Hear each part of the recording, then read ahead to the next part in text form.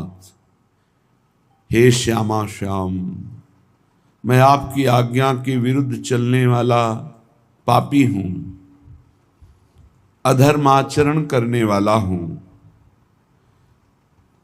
क्या आप ऐसा समझकर हमारा त्याग कर देंगे? नहीं नहीं प्रभु, ऐसा आपको करना उचित नहीं है, क्योंकि जो भयरहित और सुकृत कार्यों की रक्षा करने की बात कही जाती है, उनकी तो रक्षा है ही, क्योंकि वो पुण्यवान हैं, वो प्राज्ञ हैं, वो ज्ञानी हैं। सही माने में रक्षा तो हम जैसों की होनी चाहिए कि हम पापी हैं, अधर्माचरण करने वाले हैं। पुण्यात्मा, सत्कर्मी, इनकी रक्षा करने की जरूरत ही नहीं, ये तो खुद बलवान हैं, इनके पुण्य हैं, सुकृत, इनके प्राज्ञ ज्ञान है, इनको ये बचा लेंगे अपने आप को। नाथ, मैं अज्ञानी हूँ, पापी हूँ, अधम आचरण करने वाला हूँ। रक्षा तो हमारे जैसों की होनी चाहिए, क्योंकि जो स्वयं रक्षित है उसकी क्या रक्षा करोगे? वो तो पुण्यात्मा है, भजनानंदी है, जितेंद्रिय है, वो तो अपनी रक्षा कर लेगा। नाथ, रक्षा तो हमारे जैसों की होनी चाहिए। प्रभु, मुझ महान अधम असाधु की आप रक्षा नहीं करेंगे ना, तो आपका पतित पावन नाम है, दीन बंधु नाम है, ये कैसे सार्थक होगा? हे नाथ, हे करुणामय, आप मुझे कभी त्यागना नहीं। हे प्रभु, तावत प्रसीद कुरुणा करुणा ममंद, मा क्रंद मिंदुधर मर्षय मां विहासी। ब्रूहि त्वमेव भगवन् करुणार्णवेनो, त्यक्तास्त्वया कम परम शरणं व्रजामः। हे प्रभु, आप पूछोगे कि क्या रक्षा चाहते हो? तुम अधम हो, पापी हो, तो क्या रक्षा चाहते हो? क्या तुम्हारी इच्छा है? तावत प्रसीद कुरुणा करुणा ममंद। हे करुणा में प्रभु, बस आपसे एक कृपा मांगता हूं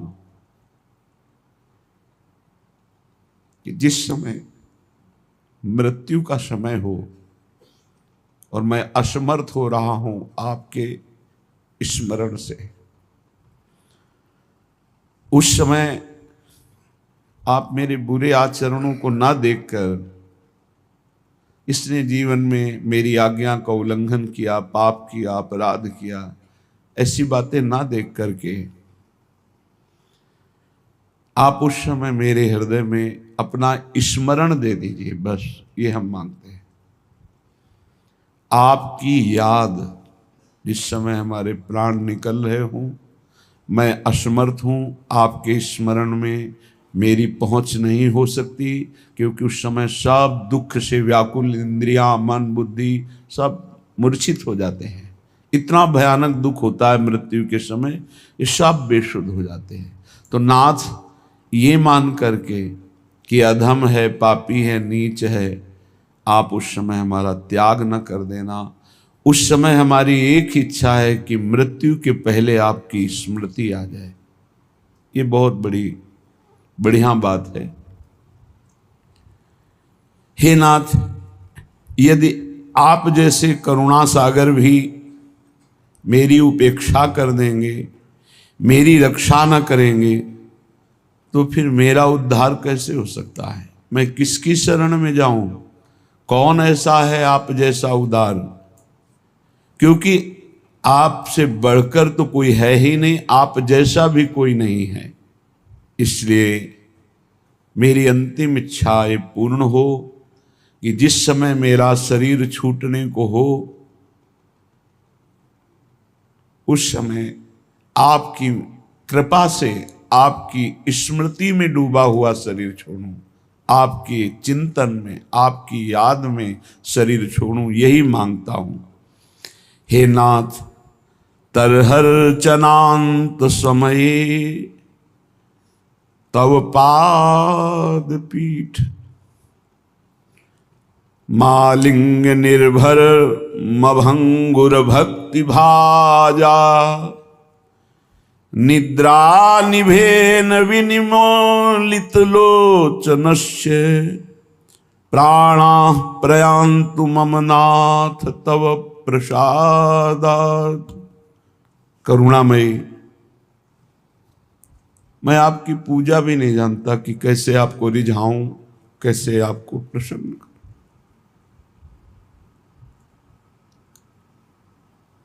प्रभु, इतना तो जरूर जानता हूं कि आपके चरण रखने की चौकी को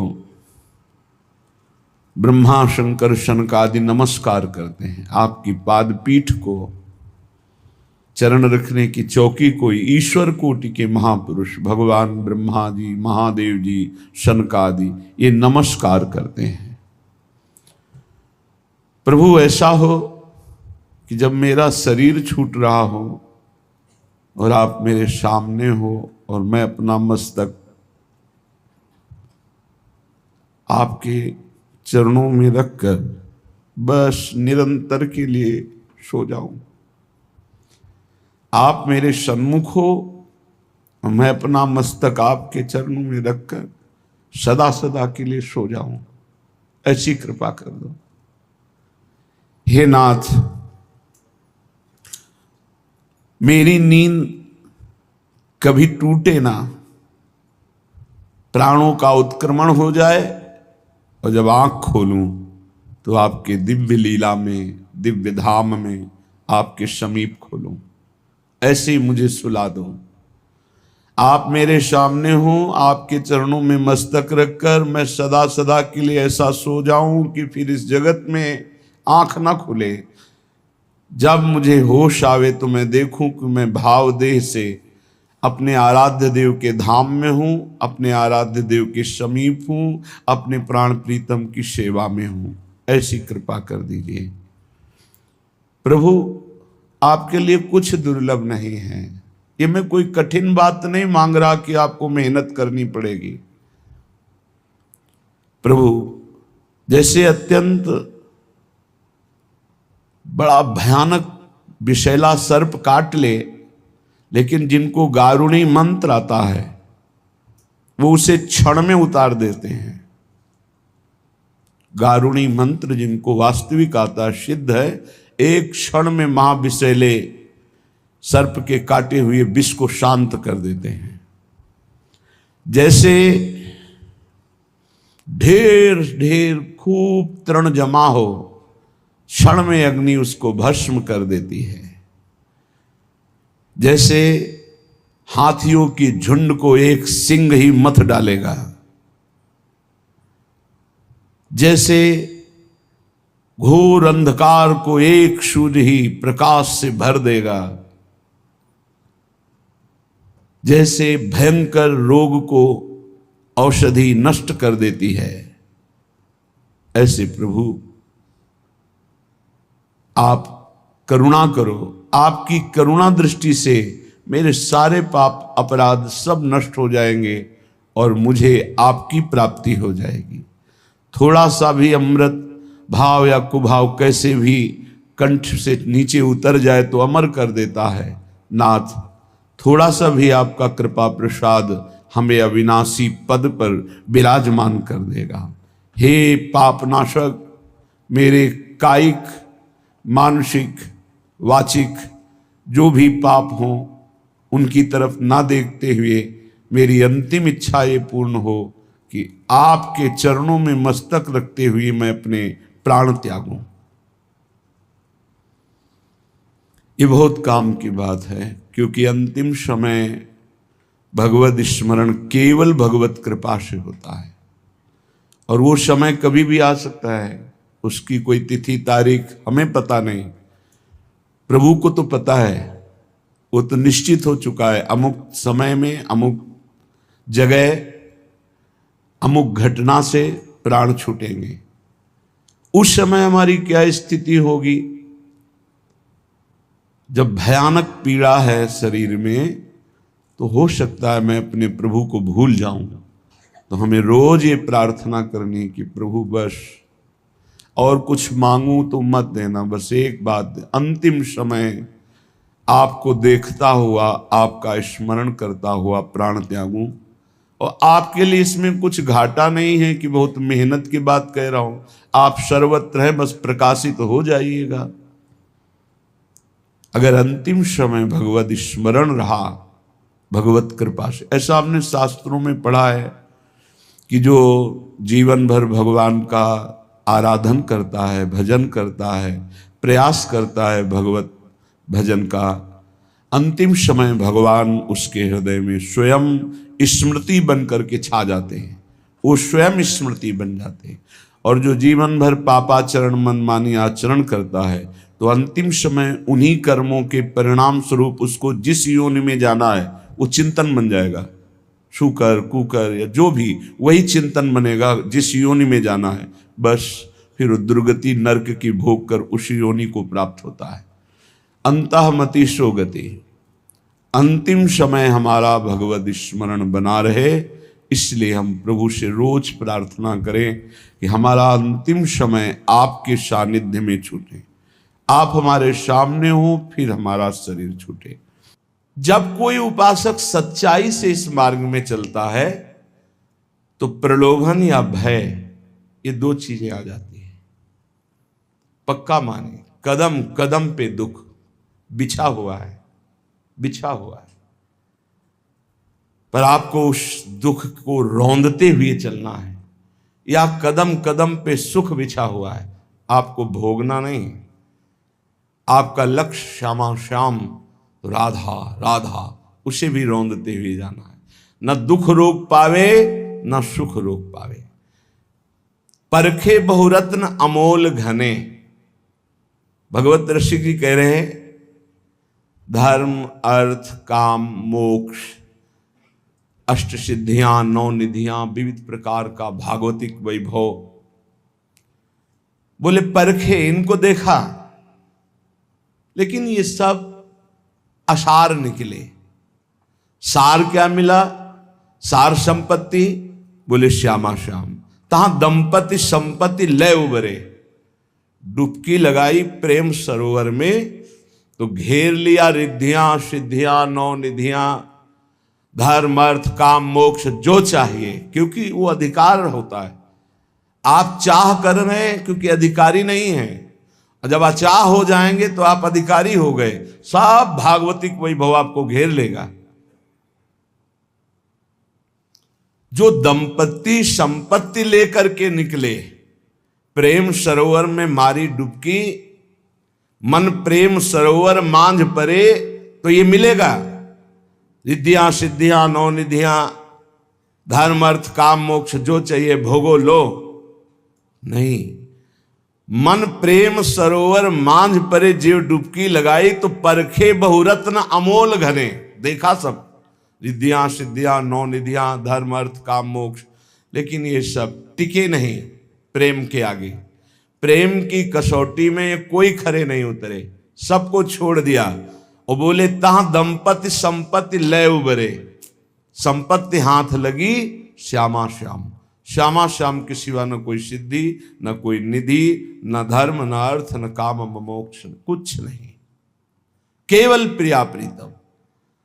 तो क्या बोले? अरि पान करें दृग बारु निरूप, छके अति घूमत नेह भरे।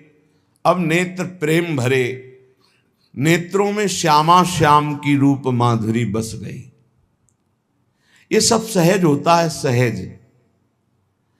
केवल नाम जप करते हुए असत आचरण त्याग कर अपने आराध्य देव के अनन्य हो जाओ, गुरुदेव के, आचार्य देव के। कहीं एक पकड़ लो, पूरा चद्दर है, एक कोना पकड़ लो पूरा चद्दर आ जाएगा। गुरु को पकड़ लो, आचार्य को पकड़ लो, इष्ट को पकड़ लो, धाम को पकड़ लो, ये सब आ जाएगा। एक ही है, कहने को विविध नाम है। जब कोई भी रिद्धि सिद्धि धर्म अर्थ काम मोक्ष स्वीकार नहीं किया तो रूप बस गया श्यामा श्याम का। और रूप बारुनी कहा है, रूप रूपी मदिरा उन्मत्त कर देने वाली है। न रात में नींद न दिन में चैन, आठों पहर परमानंद में डूबा हुआ, प्रेम की भारी विकलता, ये साधन वाधन से नहीं होता। ये आचार्य अनन्यता, गुरु अनन्यता, बस उनके वचनों पर पूर्ण समर्पण, कृपा कोर हुई, ज्ञान चक्षु खुले, संपूर्ण भोगों से वैराग्य, और जो हमारे थे वो याद आ गया श्यामा श्याम। स्मृति जागृत हो गई, नष्टो मोहा स्मृति लब्धा। अब हाय हाय मच गया, अनंत जन्मों से मैं अपने स्वामी से विमुख होकर कितना भटकता रहा, अब नहीं, अब नहीं। आचार्य कृपा जे हुई रूप ही रूप। ऐसा प्रियालाल का रूप है, मोक्ष सुख भी कड़ुआ लगने लगता है इनके रूप के आगे। देखो, ये तो नवनिवृत्त निकुंज बिहारी हैं। जब अवतार लेते हैं यही राम रूप में, तो जनक जी श्री सुखदेव जी के गुरुदेव हैं, वो कह रहे हैं कि इस रूप का कैसा चमत्कार है कि बरबस ब्रह्म सुख ही मन त्यागा। ब्रह्म सुख में तदाकार हुआ मन राम रूप में आसक्त हो रहा है। जो सहज विराग रूप मन मोरा, मेरा मन सहज वैरागी ब्रह्म का आनंद लेने वाला, वो ब्रह्मानंद से हटकर रूप आनंद में। फिर निकुंज बिहारी श्यामा श्याम का जो रूप है वो तो अद्भुत प्रेम रूप। तो अरिपान करें दृग बारो निरूप, छके अति घूमत नेह भरे। श्री युगल सरकार नेत्रों में बस गए, इनके रूप का आशव, बड़ा नशा है प्रिया प्रीतम के रूप में।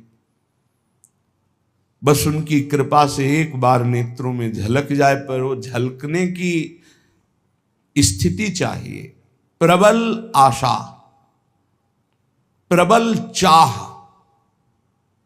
एक प्रश्नकर्ता ने प्रश्न किया एकांत में कि पूज्य राधा बाबा ने कहा प्रभु के दर्शन की भी चाह नहीं करनी। उनका देखो, कक्षा 1 का विद्यार्थी यदि पीएचडी की बात पकड़ेगा तो समझ नहीं पाएगा और वहां पहुंच नहीं पाएगा। देखो, भगवत प्राप्त महापुरुष हैं और वो निरंतर ऐसे सूक्ष्म साधन में प्रवेश पा चुके हैं जो अचाह स्थिति प्रकट करता है।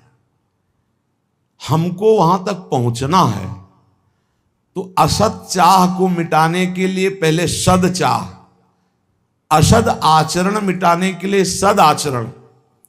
जब सद आचरण, सद चाह, तो हृदय निर्मल हुआ।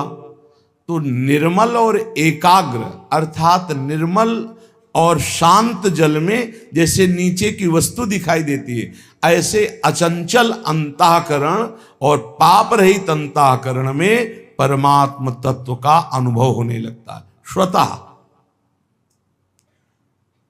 ये छाती की बात कह रहा हूं, स्वतः अनुभव होने लगता है। बाबा बहुत ऊंची स्थिति में है। अब वो कह रहे हैं भाव में बाहर आकर बाह्य दशा में कि भगवान के मिलन की भी चाह न रखो, ऐसे भजन में डूबो।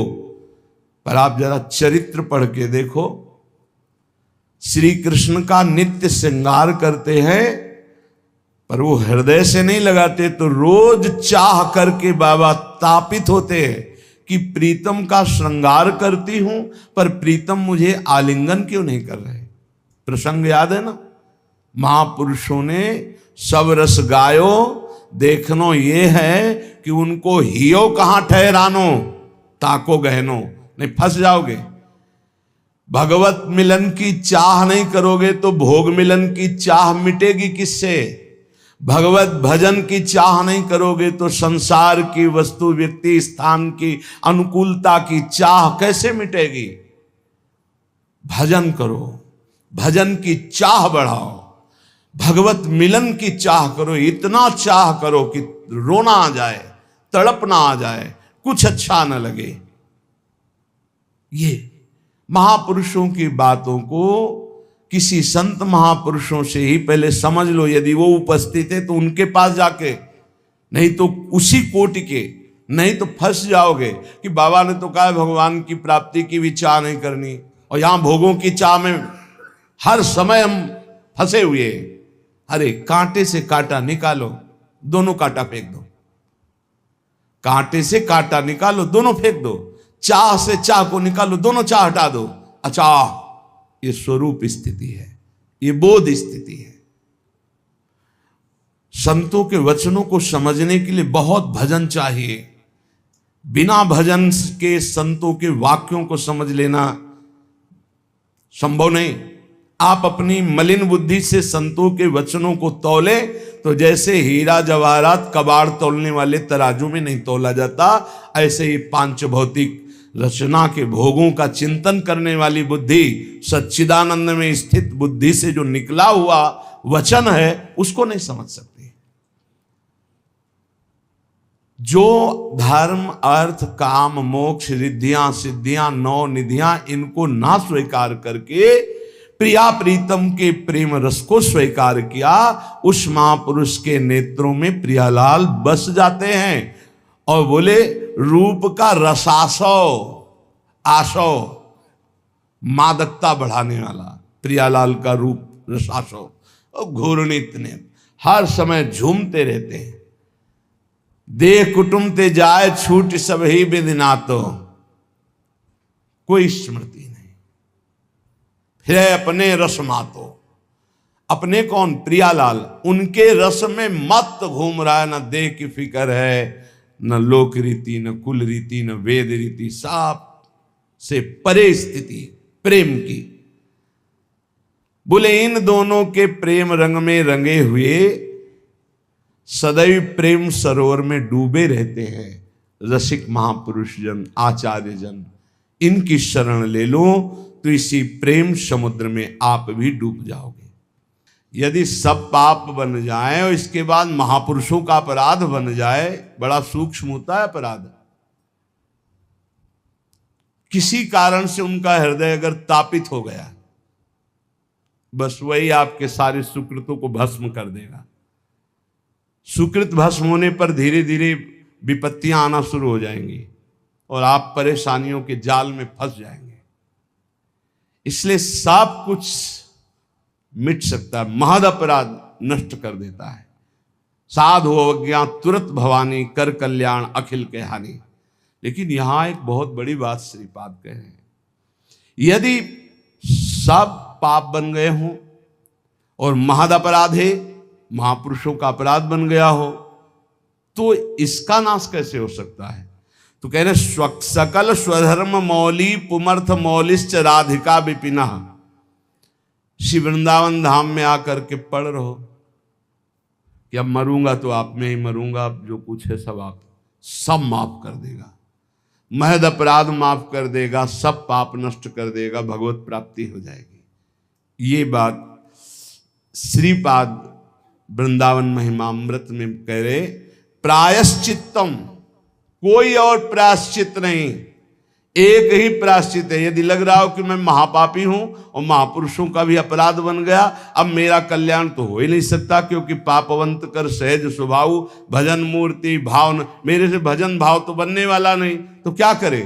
आमरण वृंदावन का वास स्वीकार कर ले, अब वृंदावन से कभी भी वापस नहीं जाऊंगा, यहीं।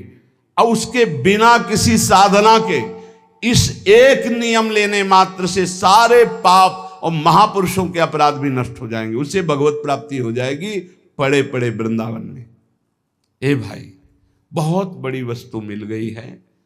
श्रीधाम वृंदावन का आश्रय वास, सत्संग, नाम जप, निश्चित निश्चित हमें अब अन्य किसी साधन, अन्य किसी तीर्थ, अन्य किसी भावना में, अगर वृंदावन का आमरण व्रत ले लिया जाए, आमरण व्रत कहते कि अब जिंदा नहीं निकलेंगे यहां से, तो चाहे जितना महद अपराधी हो उसे भगवत प्राप्ति हो जाएगी। आप लोग वृंदावन वास करके सत्संग सुनते हैं, नाम जप करते हैं, आपको क्या भगवत प्राप्ति नहीं होगी? इसीलिए हम कहते हैं गर्व से कहो होगी। हमारे हृदय में ये बात ठसक हो, अरे एक एक चरणामृत पीने वाले, रज लगाने वाले, धाम आश्रित, नाम आश्रित, एक एक भगवत प्राप्ति करा दे, हमें तो बहुत कृपा है, हमें तो प्रतिक्षण कृपा है, हमें क्यों नहीं भगवत आशा बंधा। शास्त्र कहता है ये दृढ़ आशा करो मुझे भगवत प्राप्ति होगी। आशा बंधा, ये आशा दृढ़ रखो। समुत्कंठा नाम गाने सदा रुचि, उत्कंठा पूर्वक, उत्साह पूर्वक नाम जप में रुचि करो और ये आशा रखो मुझे भगवत प्राप्ति होगी। कैसे यहां भगवत प्राप्ति होती है? एक तो होती शरीर छूटने के बाद और एक होती शरीर रहते। श्री राधाया सिंजन मणिनूपुर पाद विन्यासान, सप्रेम तत्र तत्र स्मृत्यो दश्रावसंति तद्वने धन्या। जिसने ये व्रत ले लिया कि आमरण वृंदावन वास करेंगे, जब तक शरीर नहीं छूट जाता, चाहे जितना कष्ट हो इतना तक, और अशकों ने कर दिखाया, खंड खंड हो जाए तन, अंग अंग सत टूक, वृंदावन नहीं छाड़ी वो है बड़ी चूक। बोले जो ऐसा नियम ले लेता है तो एक दिन उसको वृंदावन की कृपा प्राप्त होती है। अचानक उसको श्री किशोरी जी के चरणों की नूपुर ध्वनि सुनाई देती है।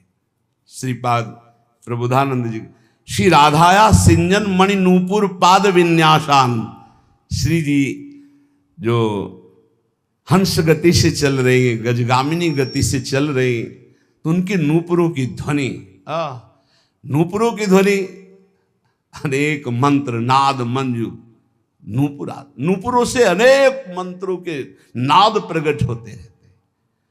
नूपुर ध्वनि जहां सुनी तो उधर दृष्टि गई, देखा गजनायक प्रभु चाल गयंदनी गति वृषभानु किशोरी, दोनों आ रहे, निकष कुंज ठाड़े भये भुजा परस्परंस, दृश्य बदल गया। अब अश्रुओं की धार बहने लगी। बोले धन्य है वो महाभाग्यवान पुरुष वृंदावन वासी, कृतार्थ हो गया। श्यामा श्याम, ये घर है भैया, कभी निकल कर क्यों मिल लेंगे, चिंता मत करो, घर है उनका। कभी घूमते घूमते दोनों लाडले दृष्टि डाल देंगे। जब दृष्टि से खींच लिया, घर बुला लिया, मिलने में क्या देरी है, बस मिलने की चाह रखो, बाट जो हो। राधा तत्प्रिय चरणाम्बुज परिचरणाति सदृशाम्भोदहु, मंक्त्वा विस्मृत देहा कदानु वृंदावने भविष्यामि। ऐसा कब होगा कि मैं श्री राधा और उनके प्राण प्रिय श्याम सुंदर दोनों के चरणों की सेवा में निमग्न, देह ध्यास भूलकर भाव देह से उनकी सेवा में हर समय बना रहूंगा। ऐसा कब होगा? मैं पुरुष हूं, मैं स्त्री हूं, ये भाव भूल जाए, मैं श्री जी की नित्य सहचरी हूं, इस भाव में स्थित होकर राधा श्याम सुंदर के युगल चरणारविंद की सेवा में कब मैं भाव देह से निरंतर निमग्न रहूंगी। वृंदारण्य वसते हृदर्म कोटि कुकर्म कोटिर्वा, भवतु समस्तम शोढ्वा संसाधयितास्मि कंचन स्वार्थम। देखो मैं अब तो अखंड वृंदावन वास करूंगा, अब चाहे कोट या धर्म हो जाए, इनकी मुझे कोई परवाह नहीं। देखो ये हिम्मत तो करनी पड़ेगी। नहीं बोले वैष्णव सेवा में वैष्णव अपराध बन जाएंगे, भगवत सेवा में 32 सेवा अपराध हैं, नाम जपने में 10 नामापराध हैं, और धाम बसने में धामापराध हैं, तो फिर बचा रास्ता केवल नरकई का। और तो कोई रास्ता बचा नहीं। इसलिए ये जो अपराध की बातें कही जाती हैं वो तुम्हें सावधान करने के लिए, तुम्हारा भजन बचे, तुम बहुत जल्दी परमानंद में डूबो। डरना नहीं है कि हम धामापराध से डरकर धाम में वास न करें, नामापराध से डरकर नाम जप न करें, वैष्णव अपराध से बचकर डर करके हम संतों का संग न करें, सेवा अपराध से डर करके हम भगवत सेवा न। ये डरने के लिए नहीं, ये और निर्भय होने के लिए बताए गए कि अगर इन त्रुटियों को संभाल लोगे तो आप महाभागवत होकर भगवत प्रेम में डूब जाओगे। श्रीपाद कह रहे हैं मानो हमें वृंदावन वास करना है, बोले अरे हमको छोड़कर वृंदावन वास करोगे तुम्हें पाप लगेगा, ये ऋण मुक्त नहीं होगा, अमुक ऋण चुका करके, मातृ पितृण, देव ऋण, ऋषि ऋण, गुरु ऋण, बड़े ऋण है या बहुत प्रकार के दबाव पक्ष हैं। तो कह रहे हैं वृंदारण्य वसते अधर्म कोटि। अब 2-4 अधर्म नहीं, अगर करोड़ों अधर्म करने पड़े तो भी मैं उसकी परवाह नहीं करूंगा, पर वृंदावन अब वास करूंगा। और कुकर्म कोटिरवा, कुछ भी, अब वृंदावन वास करूंगा। इसका मतलब क्या, इतने बड़े महापुरुष की बुद्धि खराब है कि वो कुकर्म करेंगे, वो अधर्म करेंगे? नहीं, बात कहे जैसे लोग कहने लगते ना तुम सब छोड़कर भजन करने, अरे बहुत पाप लगेगा, ऐसा वैसा, तुम ऐसा कर, ये तो बड़ा अधर्म है। कल किसी ने एक प्रश्न लिखा कि आपकी आज्ञा के अनुसार मैं नौकरी करता हूं, नौकरी के शेष समय में भजन करता हूं, जब भजन करता हूं तो पूरा परिवार हमारा विरोध करता है, हमें गालियां मिलती हैं, हमारा इस तरह का विरोध हो रहा है कि घर में रहना मुश्किल पड़ रहा है। ये है माया, ये है। कितना सुंदर उसका जीवन है, वो नौकरी करके घर परिवार को चला रहा है, शेष समय वो प्रपंच न करके नाम जप कर रहा है, कितना सुंदर जीवन है। पर ये माया भगवती देवी है सा गुणमयी मम माया दुरत्या, यही दुरत्य है। अब वो कह रहा है पूरा परिवार विरोध में तो जीऊं कैसे जीऊं, क्योंकि मुझे अभी भगवान से कोई प्रेम तो हो नहीं गया कि उनके बल पे जीऊं, और जो हमारे परिवार के वो सब हमसे नफरत करने लगे क्योंकि मैं शेष समय माला लेके बैठता हूं, किसी से बात नहीं करता। ये है भगवान की प्रचंड माया। इसी बात को कह रहे हैं कि अब चाहे सब नाराज हो जाए, चाहे हमको सब पापी कहें, अब इस बात की मुझे कोई परवाह नहीं। भवतु समस्तम सोढ़वा संसाधितास्मि कंचन स्वार्थम, मैं किसी अनिर्वचनीय सुख के लिए ये सब कुछ कर रहा हूं, अर्थात भगवत प्रेम प्राप्ति के लिए। अब मैं किसी की तरफ नहीं देखूंगा, किसी की बात नहीं मानूंगा, इस जन्म में वृंदावन वास करते हुए प्रिया प्रीतम को प्राप्त करूंगा।